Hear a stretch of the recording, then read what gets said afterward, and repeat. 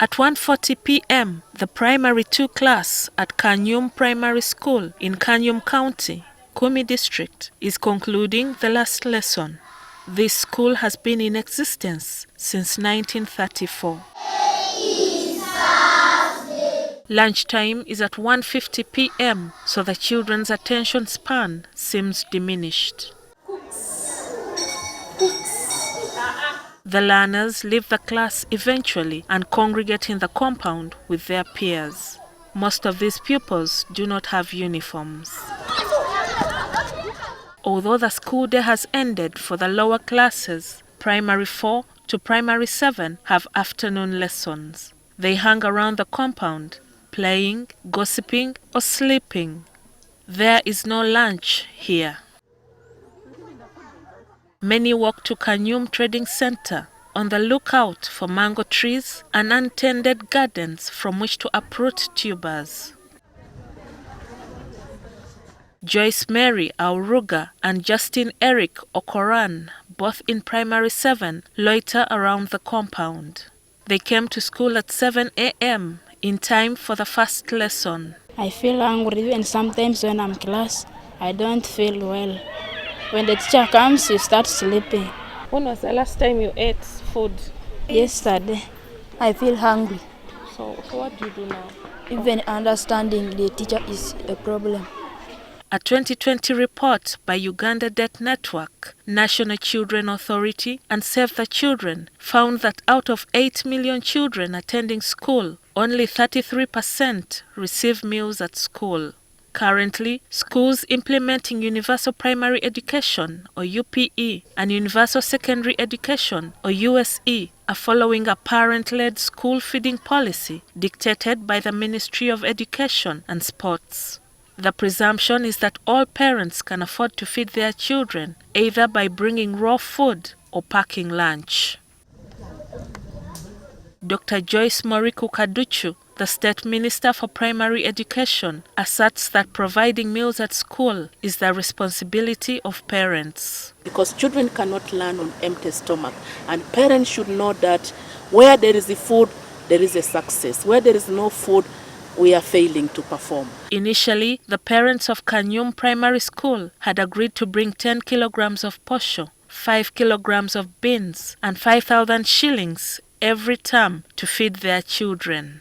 However, out of 1,068 pupils, less than 20 have paid. They eat their food separately, away from the hungry eyes of other children. Actually, famine was there. So for them, they said they were unable to provide food for children at school, and even those ones at home. At Namayumba CU Primary School in Namayumba Town Council, Wakiso District, the situation is a bit different. At 12:50 p.m., some students are outside playing. Those still in class struggle to concentrate as their stomachs complain. 40,000. When the lunch gong is sounded, students congregate near the school entrance, holding plastic cups. Buckets of porridge are brought to the front of the queue. The porridge is watery and has no sugar. This is lunch. Pupils sit or stand, drinking their lunch while exchanging banter. The sharp ones keep an eye on the line for a chance to go back for another cup of porridge.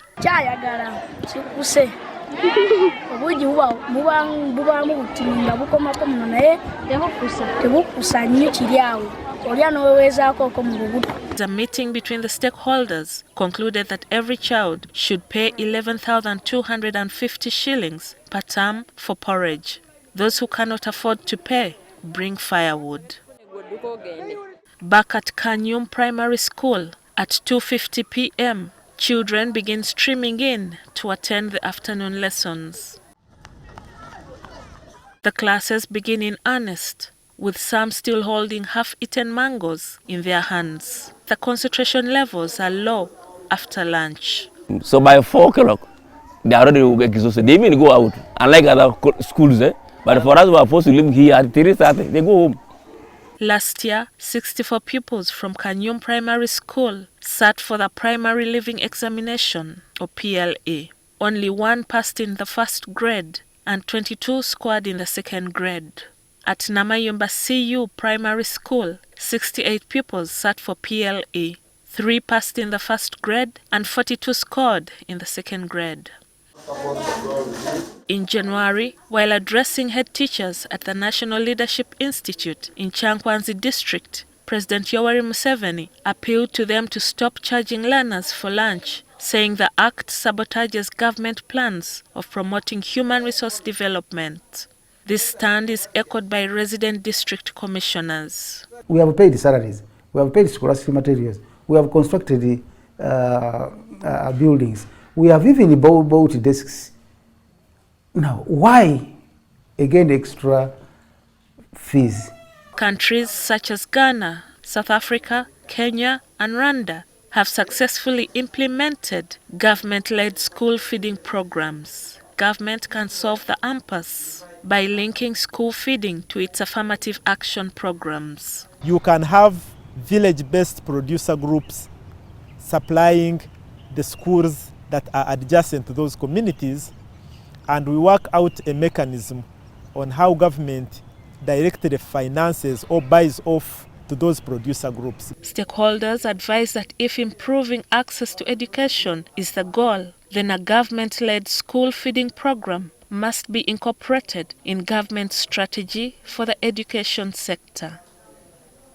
GILLIAN NANTUME, NTV Tonight.